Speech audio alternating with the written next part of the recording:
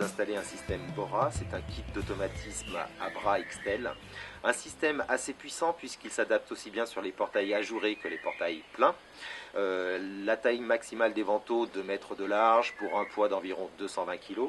C'est un système complet tout simplement parce qu'en fait vous avez bien évidemment deux moteurs avec des capots amovibles, dont l'un qui contient l'électronique, très simple à brancher, très simple à régler, nous verrons un petit peu plus tard. Vous retrouvez également un gyrophare équipé d'une antenne accordée pour une meilleure portée des télécommandes. Vous avez également deux bras, alors attention puisque vous avez un bras droit, un bras gauche. On retrouve également tout le système de fixation, ici deux équerres pour chaque moteur. On va trouver également les butées intégrées, c'est-à-dire que plus besoin de butées au sol en ouverture. Les butées seront donc à mettre au niveau des moteurs. Au niveau sécurité, on va retrouver les photocellules qui permettront de couper la fermeture du portail lorsqu'un obstacle se présentera.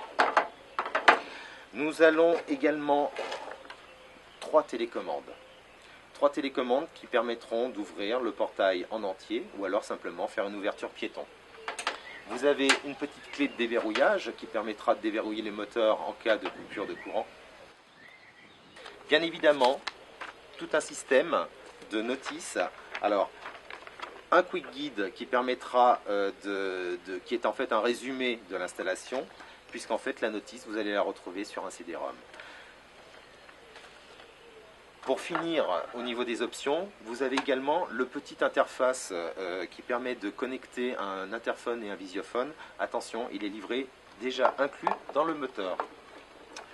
Le kit est garanti 4 ans. Maintenant, nous allons voir comment faire pour l'installer. Nous allons commencer par préparer le portail, simplement en neutralisant la serrure, en retirant les butées au sol et en faisant passer le câble par la gaine.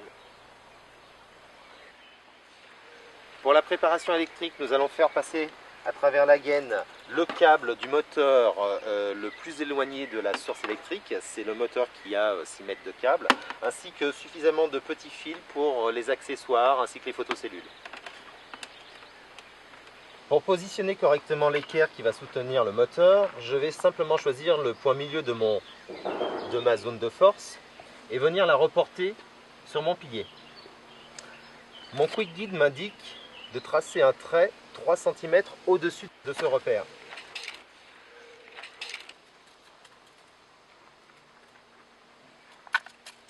Pour le positionnement vertical de mon équerre, j'ai simplement un repère à tracer à 11,5 cm du bord. Et en fait, ça va représenter le point milieu de mon équerre. J'ai plus qu'à positionner correctement, horizontalement et verticalement mon équerre et à repérer chacun de mes trous. Il ne me reste plus qu'à percer et à fixer avec les chevilles adéquats.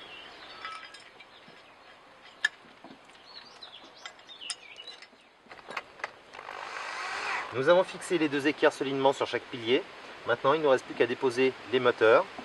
Attention, celui comportant la carte électronique, côté arrivée secteur.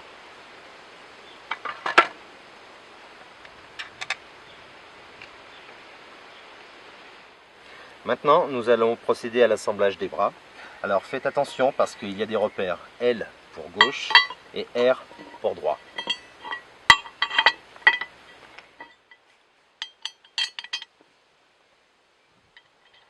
Pour le positionnement du bras, il faut tout d'abord déverrouiller le moteur.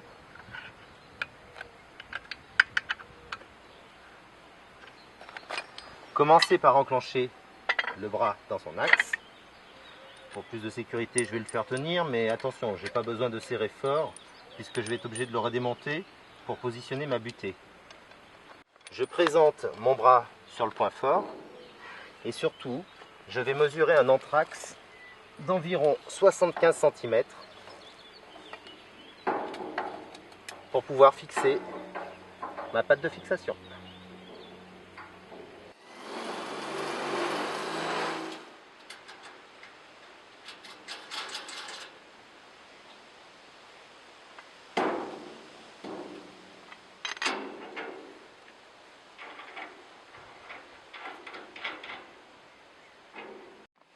Pour serrer les boulons, ne les serrez pas trop fort, il faut que le bras soit libre de son mouvement. Pour positionner la butée intégrée, je vais déjà désolidariser le bras de l'axe, préparer ma butée en mettant l'écrou à peu près au milieu, et je vais venir placer ma petite bague, puis ma butée pour faire en sorte que voilà, mon écrou vienne buter contre l'arrêtoire qui est soudé à l'équerre. Ensuite, je vais tout simplement mettre mon ventail en position ouverte et venir refixer mon bras sur son axe. Je peux ajuster mon angle d'ouverture. Pour cela, je change simplement l'écrou de trou. Et si nécessaire, je peux même rajouter la petite bague. Alors il faut savoir une chose, c'est qu'un trou, c'est à peu près 10 degrés. Si je rajoute la bague, je suis capable d'ajuster à 5 degrés près.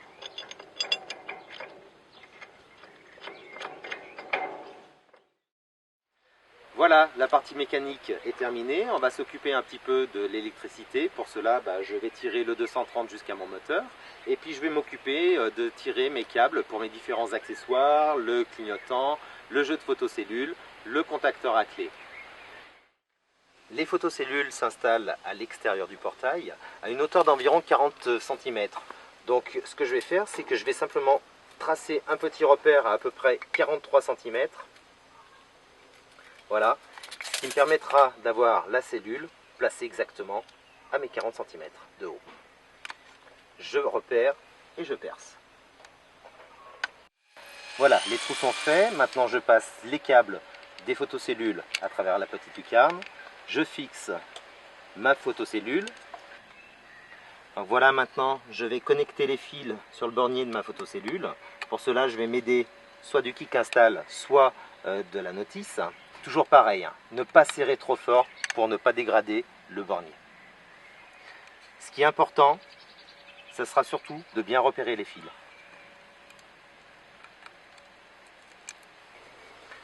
Le gyrophare, il doit être installé de façon à ce qu'on le voit de l'extérieur. Il est là avant tout pour signaler qu'il va y avoir un mouvement mécanique. Pour l'installer, je pense que le mieux est quand même de le démonter entièrement. Ce qui nous laisse beaucoup plus d'accès. Pareil, je pointe, je perce, je fixe.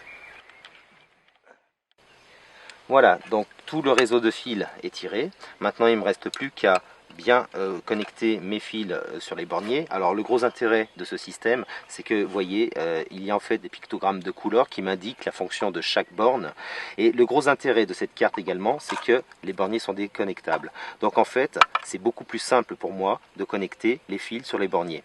Bien sûr, j'ai repéré chaque fonction de mes câbles. Ici, j'ai la fonction d'ouverture tout simplement. Donc je vais regarder sur ma notice ou sur mon quick guide, il va m'indiquer que mon contacteur se connecte sur cette borne là avec un petit portail et une masse, chose que je vais faire immédiatement. Et petit à petit, je vais connecter tous mes fils, tout mon réseau de fils comme indiqué sur la notice. Toujours, ne serrez pas trop fort les vis, ça sert à rien.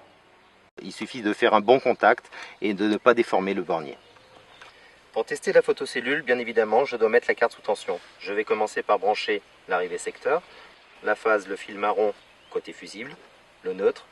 La terre, je la connecte, mais ici, elle ne sert à rien étant donné que le système est isolé galvaniquement. Voilà, tout est connecté comme indiqué sur la notice. Il ne me reste plus qu'un fil à brancher, c'est la borne 12DC de la cellule TX.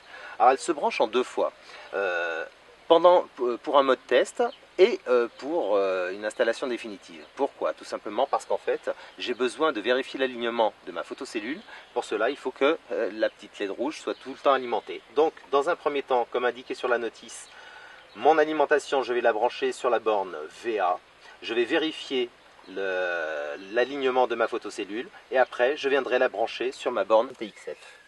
Dans le cas où ma cellule ne s'éclaire pas, ça veut dire qu'il y a un mauvais alignement. Je vais simplement recaler, voilà, jusqu'à ce que mon alignement soit rétabli. Je vais vérifier qu'elle fonctionne simplement en passant la main devant. Quand elle s'éteint, ça veut dire qu'il y a un obstacle.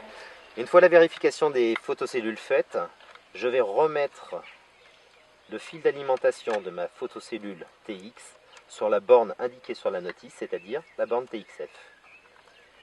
Voilà, tout est connecté, tout est installé. Maintenant, il va falloir simplement faire un auto-apprentissage, histoire que le portail sache en combien de temps il s'ouvre, il se ferme, pour pouvoir positionner les ralentis correctement. Pour cela, tout simplement, on va reverrouiller les moteurs, et puis je vais venir appuyer simplement sur la touche Reset, comme indiqué sur la notice, pendant environ 2 secondes. 2 secondes après, donc, j'appuie sur la touche P17. Il va y avoir donc une série de mouvements qui vont être effectués. On va le laisser faire.